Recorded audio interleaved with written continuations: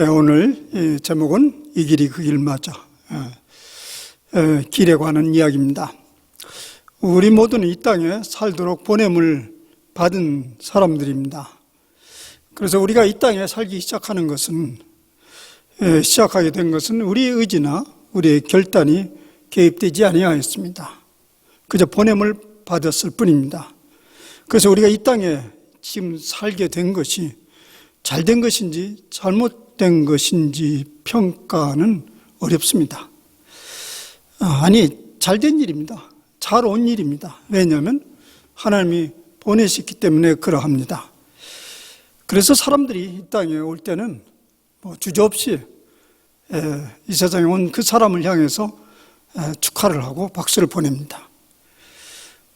그러나 이 땅에 우리가 왔으니 이제 이 땅에 살다가 돌아가야 될 것이 또한 인생입니다. 그런데 이 땅에 살아가는 길과 돌아가는 길은 올 때와는 다릅니다. 우리의 의지 없이 저절로 이 땅의 삶이 사라지지는 않습니다. 이 땅에서 참된 길을 찾아야 합니다. 그래야만이 돌아가는 방향도 제대로 잡을 수 있기 때문에 그렇습니다. 그래서 이 세상에는 참길을 안내하겠다는 안내서가 참으로 많습니다. 많이 쏟아져 나오죠. 철학을 위시하여 많은 인문학 책들이 그러한 것입니다. 그리고 또 수많은 종교가 그러한 것입니다. 그런데 우리는 그 길을 찾기 위해서 성경을 믿고 예수 그리스도를 믿는 사람들입니다. 오늘 말씀은 어떻게 성경이 그 길을 보여주고 예수님이 길이 되시는지를 생각해 보고자 합니다. 우리는 지난주에 잠시 생각해 본 대로 창세기부터 요한계시록에 이르기까지 그 모든 사건과 이야기들은 한 주제에 집중되어 있다고 했습니다. 그건 뭐냐면 하나님 당신이 누구인지를 우리에게 드러내시고자 하는 것입니다. 그런 관점으로 성경을 제우선적으로 봐야 됩니다. 그 얘기는 지난주에 이미 했습니다. 그런데 여기에 와서 우리가 이런 질문이 떠오릅니다. 왜 하나님은 굳이 당신 자신을 그렇게 우리에게 드러내려고 했는가? 하나님 혹시 무엇인가 부족한가? 무엇인가 불만족스러운가? 그런 생각, 그런 의문을 가질 수 있습니다. 그런데 그렇지 않다는 것을 우리는 잘 알고 있습니다. 하나님은 스스로 완전하시고 만족하신 분입니다. 하나님이 당신 자신을 드러내시고자 하는 것은 당신의 필요 때문이 아니고 우리의 필요 때문이 그렇습니다. 하나님의 자비로우심과 긍휼하심이 무한하시다는 것을 보여주심으로 해서 우리로 하여금 하나님 그분을 신뢰하고 따르게 하기 위함입니다. 그렇지 않고는 우리 이 땅에서 사는 동안 참사리를 살아낼 수도 없고 돌아가는 길도 제대로 방향을 잡을 수 없기 때문에 그렇습니다. 하나님 없이는 이 땅에 보내진 의미가 하나도 없는 거죠. 그러니 바른 삶을 살아갈 수도 없고 또 돌아갈 곳도 없는 것이죠. 그걸 알려주시기 위해서 하나님 끊임없이 당신 자신이 누구인지를 드러내고자 했던 것입니다. 그리고 또 하나, 우리 이 땅에서 잘 살기 위해서는 그렇게 잘 살다간 모델이 필요합니다. 성경은 그 모델을 일컬어서 허다한 증인들이라고 말합니다. 믿어야 하는데 믿기가 어려워요. 그럼 꼭 믿고 싶은데 믿기가 어려워요. 그럴 때 증인은 결정적입니다. 법정에서 자주 일어나는 일이죠. 판사가 볼 때 심정적으로 그 사람이 범인 맞아요. 틀림없이 맞아요. 그런데 모든 사람들이 공감하고 인정할 수 있는 결정적인 무엇이 필요한데, 그 단서가 필요한데 그게 답답하죠. 그때 결정적인 그 단서가 증인입니다. 우리는 이 땅에 살면서 모든 것을 다 직접적으로 경험하고 확인할 수는 없습니다. 대부분은 신뢰할 만한 증인을 통해서 간접 경험을 하게 되고 그것으로 확신에 이르게 됩니다. 그래서 오늘 히브리서 본문은 이렇게 출발합니다. 우리에게 구름같이 둘러싼 허다한 증인들이 있다. 뭐 히브리서는 우리 잘 아는데 믿음장이라고, 믿음을 상당히 강조하는데 그 믿음에 이르게서 허다한 증인들이 이미 주어졌다는 얘기입니다. 그러면서 그 다음에 2절에 계속 연속되기를 믿음의 주요 또 온전하게 하시는 이인 예수를 바라보자. 이 둘을 연결해 보면요, 예수님도 그 지난 세월 동안에 허다한 증인들 중에 한 분이라는 사실을 말하고 있습니다. 약간 이것도 우리에게 혼란을 갖다 주지 않습니까? 우리는 그동안 예수님을 믿기 위해서, 예수님을 확실히 믿기 위해서 또 다른 증인을 요구했는데, 오늘 본문은 예수님 당신 자신이 증인이라는 것입니다. 무슨 의미일까요? 이게 이제 히브리서에서 얘기하고자 하는 것입니다. 근데 우선 이제 이 히브리서의 증인이라는 이 부분을 생각하기 위해서 우선 히브리서 이 저술 목표나 방향이 무엇인지를 잠깐 생각해 보아야 됩니다. 여러분도 히브리서 읽어보셨죠? 얼마 전에도 우리 말씀 묵상 본문에 히브리서가 계속 상당히 몇 달 지났지만 히브리서가 텍스트였었죠. 여러분들 보면서 나에게 개인적으로 은혜되는 말씀을 찾으려고 애를 썼지만 힘든 부분이 많았을 거예요. 히브리서는 그렇게 쉽게 이해가 되는 성경이 아닙니다. 왜냐하면요, 히브리서에는 구약적 그 배경이 가득 차 있기 때문에 그래요. 그런 구약을 어느 정도 이해해야지 히브리서가 파악됩니다. 근데 그 히브리서의 그 핵심 내용은 뭐냐면, 구약의 입장에서 예수 그리스도가 과연 누구인지를 보여주려고 하는데 그 목적이 있었던 것입니다. 말하자면 이런 거예요. 예수 그리스도가 구약의 연속상의 인물이지 역사 속에 갑자기 끼어든 그런 인물이 아니라는 것을 말하고자 하는 것입니다. 즉 예수님도 구약으로부터 내려왔던 수많은 증인들 중에 한 분으로 이어져 온 분이라는 얘기입니다. 근데 증인? 그럼 무엇에 대한 증인이라는 말입니까? 예수님을 증인이라고 했는데 무엇에 대한 증인이라는 말입니까? 그것은 하나님이 자기 백성들과 맺은 언약에 대한 증인입니다. 이 언약, 우리 그동안에 제가 언약에 관해서 여러 차례 얘기해서 여러분들 대충 다 이해하고 있을 줄 알고 이제 진행해 갑니다. 이 언약에 대한 증인입니다. 받아들이기 어려울 수 있지만은 특별히 우리 창세기를 전통적으로 이해하는 사람들은 제 이 주장을 받아들이기가 어려울 수 있습니다. 근데 이것입니다. 하나님은 처음부터 세상을 완성된 모습으로 지으시지 않으셨습니다. 완성돼 가는 모습으로 지으셨습니다. becoming, 되어져가는 모습으로 세상을 지으셨습니다. 인간의 타락도 그런 과정에서 일어난 것입니다. 그리고 하나님이 이 세상을 창조하는 동기는 사랑이십니다. 그래서 이 불완전한 인간 세계 속에서 일어난 일들 때문에, 또 인간의 죄악과 실패 때문에 하나님의 계속된 창조의 역사는 멈추지 않으시고 계속되었습니다. 창조의 역사를 완성시켜가는 단초로서 하나님이 이 땅에 하나의 기이한 일을 만들어내셨습니다.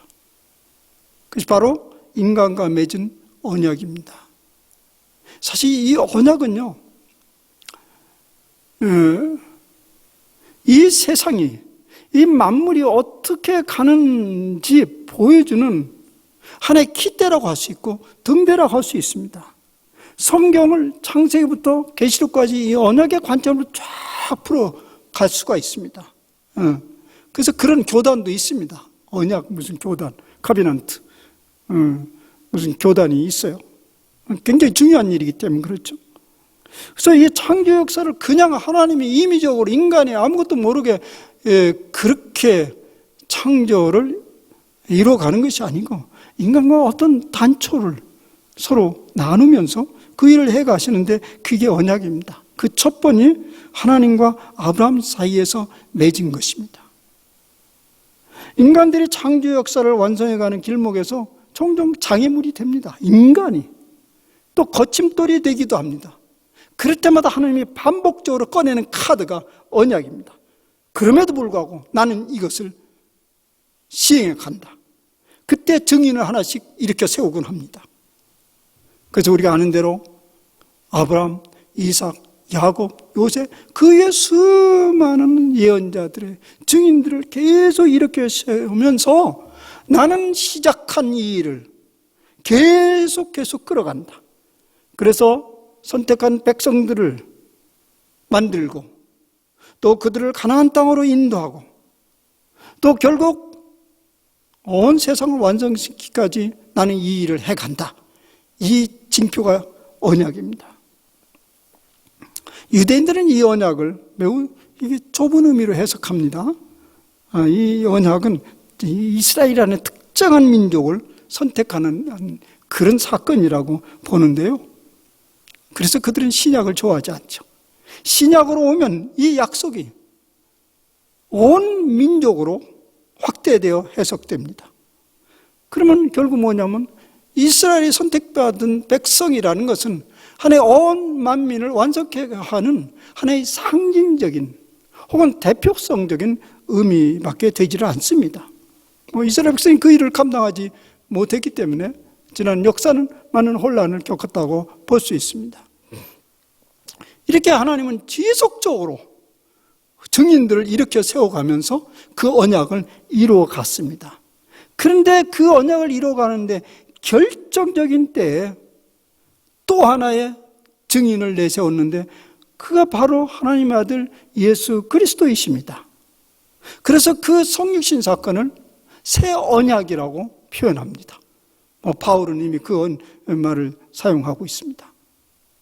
그리스도 안에서, 이 소리는 뭐냐면 이제는 그리스도 안에서 만민을 하나님 백성 되게 하시고 창조 세계를 그 안에서 완성시켜 가겠다는 새 언약입니다. 이런 사실에 대해서 성경은 곳곳에 말하고 있는데 골로새서의 말씀은 이렇게 얘기하고 있습니다. 그의 십자가의 피로 화평을 이루사 만물 곧 땅에 있는 것들이나 하늘에 있는 것들이 그로 말미암아 자기와 화목하게 되기를 기뻐하심이라. 말하면 예수 그리스도 안에서 하늘과 땅 모든 것이 화목하면서 완성된 세계를 만들어가는 것입니다. 이렇게 하나님의 언약의 측면에서 보면 예수님도 하나의 증인이 되신 것입니다. 하나님의 언약에 대한 증인입니다.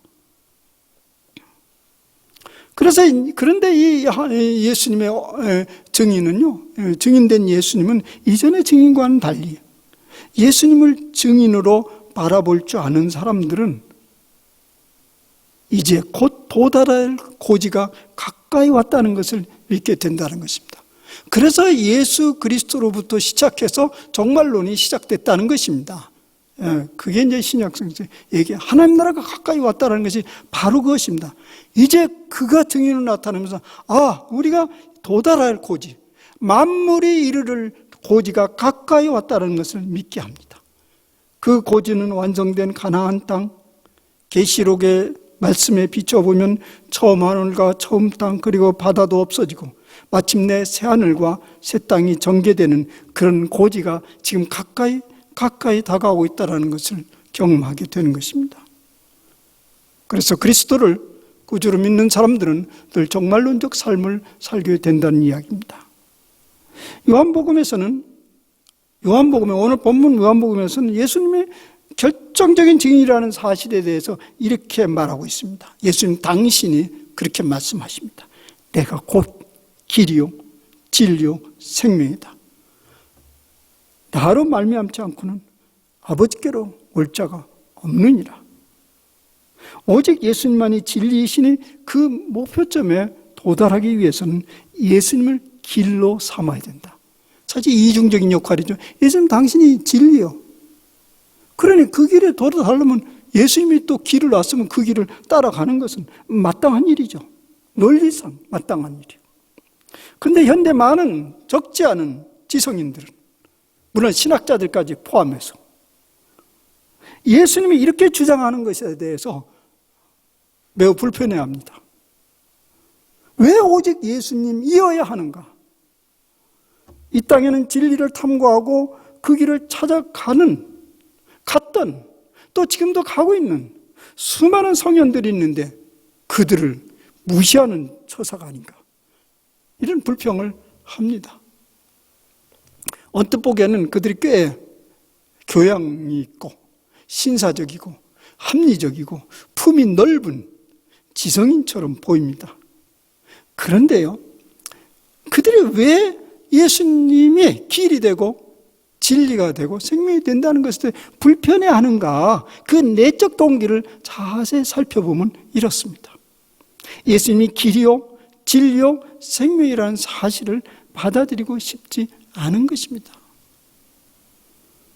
예수님이 길이요 진리요 생명이라는 사실을 믿는다면, 그래 그 길이다 진리요 생명을 믿는다면 좋아요. 왜 또 다른 길, 또 다른 진리를 언급할 필요가 있어요? 비단이 있다 할지라도. 그러니 그들은 왜 예수님이어야 하는가라는 물음 이전에 스스로 물어야 됩니다. 나는 예수님이 길이요 진리요 생명이라는 사실을 믿느냐? 믿지 않느냐를 물어야 됩니다. 만약 그것을 믿지 않는다면 또 다른 이가 길이요 진리요 생명이라는 사실도 못 믿을 것입니다. 그러니까 그냥 불평입니다. 왜 예수님이어야 되느냐? 그건 그냥 불평이에요. 사실 또 오해되는 면도 있습니다. 진리라는 것은, 그런 세상 사람들이 진리라고 말할 때 뭐 진리라는 말이 얼마나 많이 흥행합니까? 학교 교훈 후, 대학교 교훈에 베리타스, 진리라고 이 말을 많이 사용하고 해요. 근데 뭘 진리라고 말하냐? 대부분 그들의 생각은 어떤 원리를 말하는 것처럼 이해하고 있어요. 진리를 어떤 원리라고. 그런데 사실 그것은 어떤 원리를 말하는 것이 아니고 생명과 관련되어 있습니다. 이런 측면에서 예수님을 진리라고 하고, 이런 측면에서 예수님을 바라보아야 됩니다. 진리는 생명입니다. 예수님이 진리란 사실에 대해서 생각해 봅시다. 진리 논쟁이 벌어진 일이 있어요? 누구랑 진리 논쟁이 이렇게 왔다 벌어졌냐면 빌라도하고 벌어진 적이 있겠죠. 예수님이 이제 빌라도 앞에 순환을 받을 때 빌라도가 예수님에게 막 질문을 쏟아냅니다. 내가 유대인의 왕이냐? 그러면 그동안 무엇을 했느냐? 막 등등 질문을 쏟아내요. 예수님은 그때마다 할 말을 또박또박 해내십니다.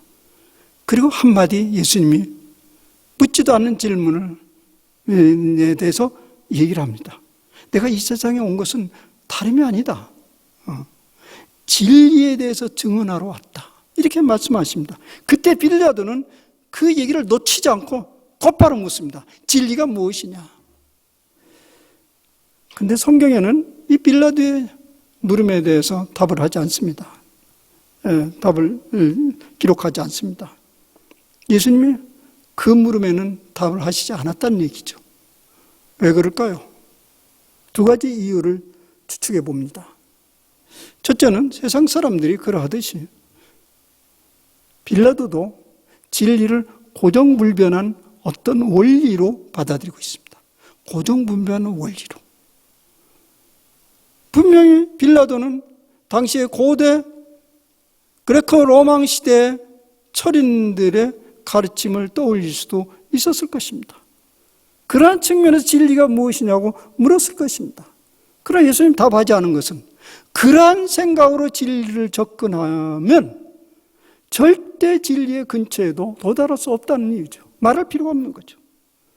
진리는 어떤 원리가 아니고 생명을 풍성케 하고 교제 가능한 인격체이죠. 그래서 예수님은 이렇게 말씀하셨어요. 요한복음 18장 37절은 무릇 진리에 속한 자는 내 음성을 듣느니라. 이것은 뭘 암시하고 있냐면 진리와의 교제 가능함을 얘기하는, 진리는 교제하는 하나의 인격체라는 것을 의미합니다. 둘째, 빌라도에게 답을 하지 않는 둘째 이유는 이미 앞에서 이야기한 대로 이 진리는, 우리의 성경에 나타나는 진리는 구약의 언약적 사건과 관련이 되어 있습니다. 하나님의 온 피조 세계와 인간 역사에 지속적으로 관여되어 왔고 마침내 그의 일의 완성을 위해서 예수 그리스도를 보내신 것입니다. 언약의 완성을 위해서 마지막 때 그것을 믿을 때 비로소 예수님은 길이요 진리요 생명이라는 사실을 받아들이게 됩니다. 그런데 빌라도에게 그런 언약적 진리가 무엇인지를 알기나 할까요? 아니 그런 세계가 존재하는 사실을 생각이나 할까요? 완전한 세상과 그 세상의 주인 되신 그분과의 완전한 코이노니아를 꿈꾸기나 할까요? 사실 그런 빌라도 같은 그런 사람들에게 있어서 진리는 한낱 자기의 욕망을 마음껏 실현시킬 수 있는 그 무엇이라고 생각할 수도 있습니다. 그러니 빌라도의 진리가 무엇이냐는 질문은 그저 예수님의 듣기는 허탄한 질문에 불과했던 것이죠. 오늘 우리 질문 속에 많이 있습니다. 천국에 가면 무엇이 일어나느냐? 천국은 마음껏 먹을 걸 마음껏 먹고 싶은 그런 곳이냐? 하고 싶은 대로 마음껏 할 수 있는 것이냐? 절대 죽지도 않고 절대 병들지도 않고 그런 것에 초점을 둔 그런 물음에 우리가 온통 집중되어 있다면 사실은 그건 허탄한 질문일 뿐입니다. 예수님께서 길이요 진리요 생명이라고 주장한 배경을 한번 살펴보면 이해할 수 있습니다. 예수님은 제자들과 이 땅에서 이별을 구하는 마당에서 그들이 이렇게 말합니다. 나 지금 간다. 근데 왜 가냐? 지금 가서 뭐 하냐면 당신들이 거할 처소를 예비하러 간다. 그 처소가 예비되면 내가 다시 와서 나 있는 곳에 너희도 있게 할 거다. 다시 와서 나 있는 곳에 너희도 있게 할 것이다. 사실 이 약속이잖아요. 이 약속은 실현되었습니까? 아니면 여전히 기다려야 하는 약속입니까? 이 말씀을 비춰보면서 답을 얻어낼 수 있습니다. 오늘 본문 뒤쪽으로 넘어가면 예수님께서 이렇게 말씀하십니다. 약속하신 거예요. 내가 너희를 고아와 같이 버려두지 아니하고 너희에게로 오리라. 너희를 고아와 같이 버려두지 아니하고 너희에게 오리라. 이것도 약속이잖아요. 한번 다시 물어봅시다. 이 약속은 실현됐습니까? 안 됐습니까? 실현됐죠. 실현됐어요. 언제요? 오순절 다락방에서 실현됐잖아요. 보혜사 성령님이 그곳에 오셨어요. 근데 예수님의 약속대로 보혜사 성령님이 오셨다는 소리는 누가 오셨다는 소리예요? 예수님 그분이 오셨다는 소리예요. 그래서 예수님께서 그렇게 말씀하신 거죠. 내가 떠나는 것이 너에게 유익하다. 보혜사 성령님이 오실 것이고 그때 너희들은 나와 항상 함께하리라. 그런 얘기입니다. 그러니까 이 약속은 실현된 것이에요. 요한복음 이 14장 말씀은 실현된 것입니다. 근데 무슨 집을 지금 예수님 가서 건축하고 있는 걸로 분양 날짜는 언제냐고 자꾸 그걸 저에게 묻는 거예요. 분양 날짜 언제냐고 평당 가격은 어떻게 되느냐고 황당한 질문을 하는 거죠. 성령 강림, 이것은 뭐냐면 아버지와 아들이 동시에 우리와 함께 되었다라는 선포입니다. 성령 보혜사 성령님이 오시면서 아버지와 아들이 하나가 되었고 거기에 있게 되었고 또 그분의 약속대로 그때 너희는 나와 함께 하리라 했으니 오셨으니 우리와 함께 하는 거죠. 그래서 우리는 성령 안에서 아버지와 아들과 우리가 함께 코이노니아 공동체가 되었다는 얘기입니다. 그것이 다름 아닌 아버지께서 예배하신 아버지의 집입니다. 다시 얘기하지만 이 집이라는 말이 굉장히 풍요로운 상징적인 언어잖아요. 집. 왜 이렇게 집을 가지려고 합니까? 자꾸 이제 지금 현 정부에서 재산 가치로 자꾸 생각하는데 재산 가치를 훌쩍 넘는 그런 의미가 있죠. 여러분 집안의 식구들 한 집안에 집 하면 뭘 떠올려야 되냐면, 이거 오르면 팔 것을 생각하는 사람이 어디 있겠어요, 그죠? 집 하면 그 안에서 살 것을 생각하잖아요. 산다. 사는 것은 가족이잖아요. 이 가족은 지구상에서 가장 완전한 사귐의 공동체를 할 수 있습니다. 하나님의 나라는 바로 이 하나님의 가족 공동체를 말하는 거죠. 그것을 집으로 표현하는 것입니다. 그 집이라는 것은 또 하나 완전한 코인원회가 일어나고 있는 그런 상태를 말하는 것입니다. 그런데요, 하나님 나라 하면서 그런 일에는 아무 관심이 없어요. 아무 관심이 없고, 관심이 없으니까 낯설죠. 그런 지금 제 설교 같은 이런 것은 낯설어요. 그저 개인적인 삶의 본능과 욕망이 반사된 하나님의 나라를 자꾸 꿈꿔요. 근데 그것은 오해입니다. 그런 나라는 있지도 않으며, 혹 있다 할지라도, 그런 세계가 있다 할지라도 그것은 하나님의 집이 아닐 것이 틀림없습니다. 물론 하나님 나라가 나라일 리도 없습니다. 그러므로 예수님이 우리를 위하여 예배하시라는 것은 장소라기보다는 하나님과의 완전한 사귐의 공동체를 말합니다. 그래서 그 길은 예수님만을 통해서만이 가능하다고 얘기한 거죠. 성부, 성자, 성령, 그리고 우리가 완전한 코인의 공동체를 이루는 것이 하나님 나라인데 그 나라를 가는 길은 예수 그리스도 말고 누구를 통해서라는 말입니까?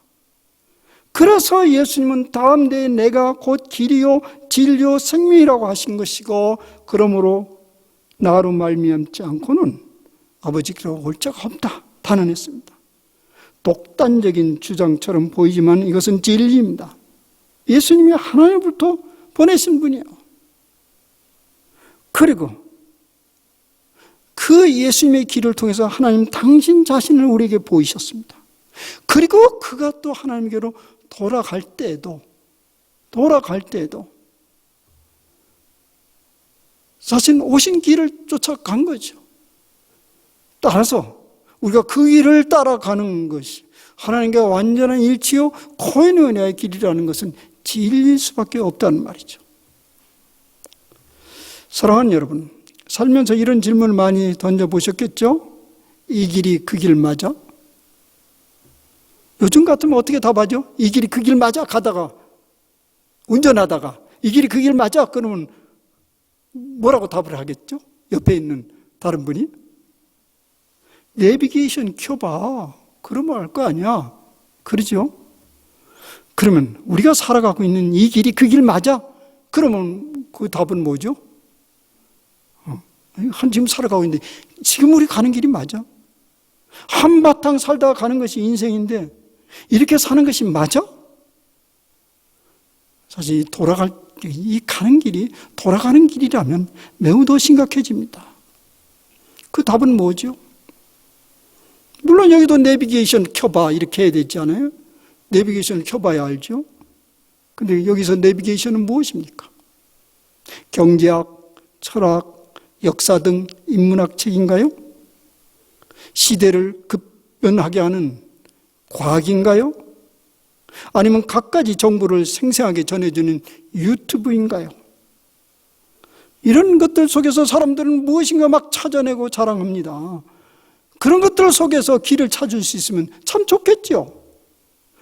근데 우리가 현실적으로도 많이 경험합니다. 한참 유튜브 쫓아다니다가 이거 쫓아다니다가 아이고 이 길이 그 길 아닌 게 배.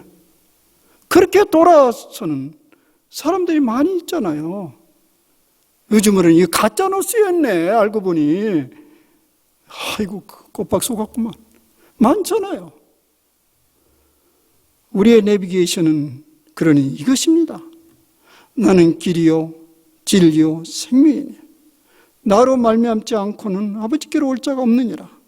예수님이 길이라고 하셨으니 예수님 당신이 오늘 말하자면 우리의 내비게이션입니다.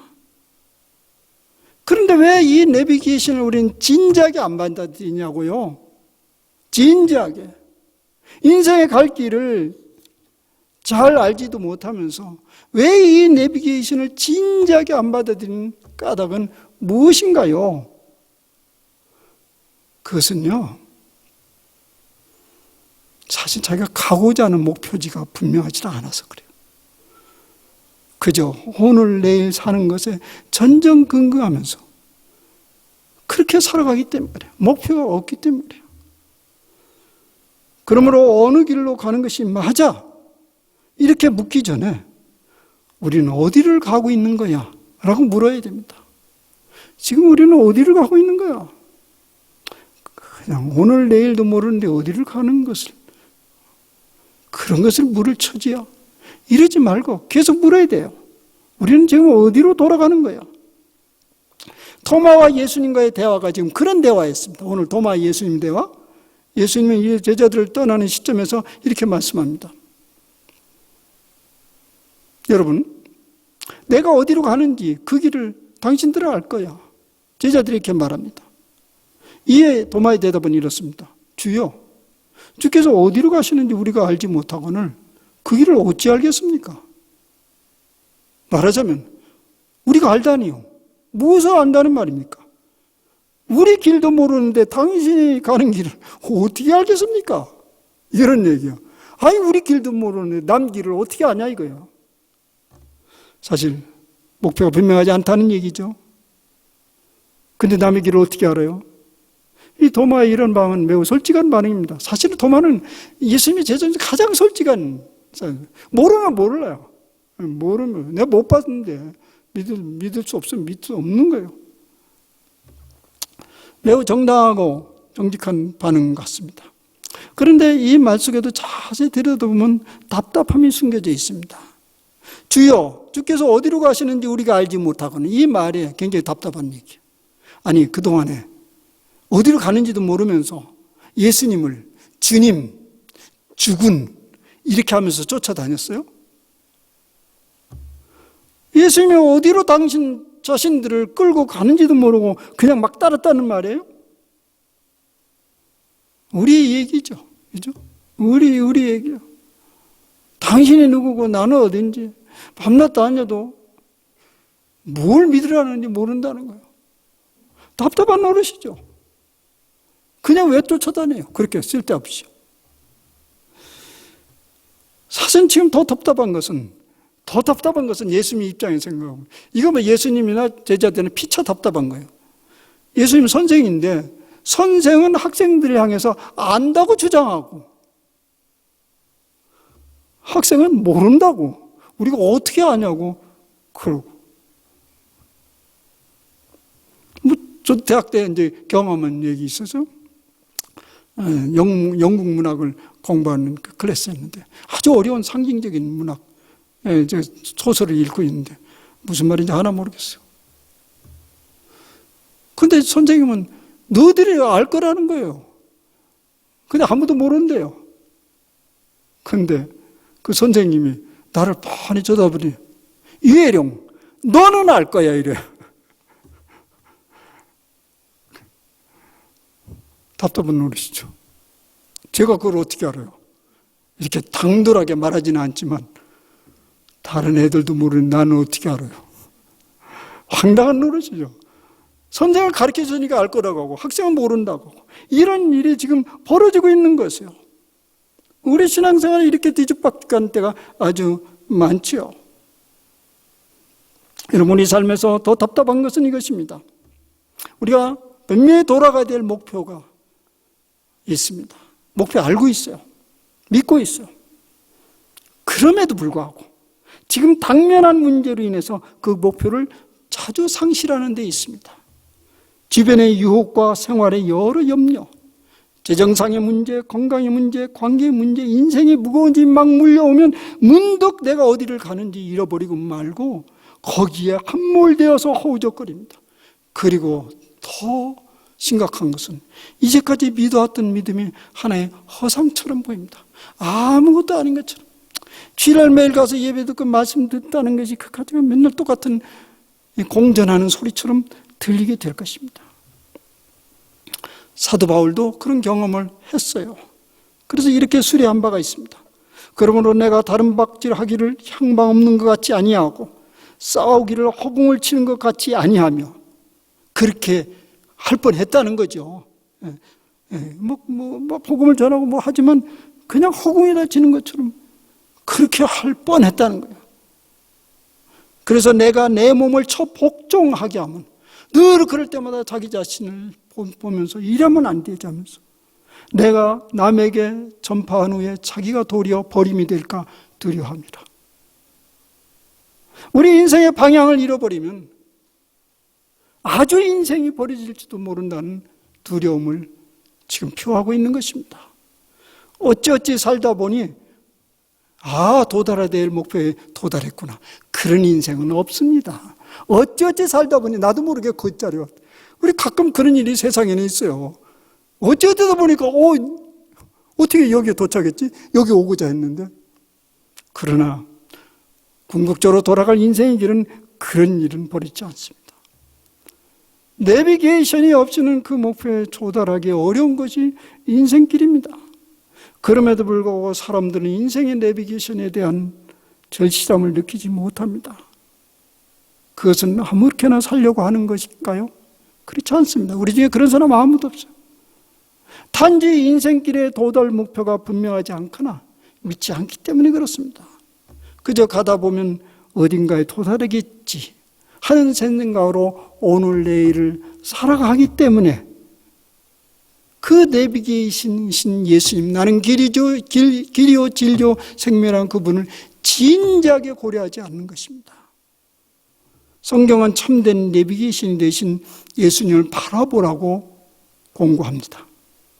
여러분, 이 내비게이션을 따라가 보면 최종 목표점에 도달하기 전에 세 가지를 보게 된다는 것을 히브리서에서 얘기합니다. 첫째는 허다한 증인들이 보입니다. 나만 이 길을 찾아가는 것이 아닙니다. 깜깜한 길을 찾아가는 것이 아닙니다. 허다한 증인들이 있다는 걸 보게 됩니다. 언약의 증인들입니다. 그리고 그곳에서 결정적인 증인인 예수님이 보기 시작하는 거죠. 둘째, 우리의 목표를 흔들어대는 무거운 짐과 얽매기 쉬운 유혹과 죄악이 보이기 시작합니다. 그때를 놓치지 말고 그 짐을 벗어내기 시작하면 우리의 돌아가는 발걸음이 가벼워질 것입니다. 셋째는 생명 되시는 예수님을 만납니다. 생명 되시는 원리적인 진리가 아니고 생명 되신 진리를 만나게 되는데요. 우리는 그곳에서 성부 하나님과의 완전하고 풍성한 생명의 코이노니아 공동체를 꿈꾸게 됩니다. 가끔 이런 절실함이 제 속에서 막 일어날 때 신비감이 일어납니다. 이게 궁극적으로 돌아갈 그 길이구나. 그럼으로써 이런 것들이 보이기 시작하면 우리 인생에서 당하는 많은 장애물들, 각가지 유혹들, 각가지 인생의 무거운 짐들을 극복해낼 수 있습니다. 사랑하는 여러분, 이 길이 그 길 맞아? 자주 물어보시길 바라고요. 참된 내비게이션 예수님과 더불어서 도달해야 할 종착지에 우리 모두 다 안전하게 도달하게 되기를 바랍니다. 기도합시다.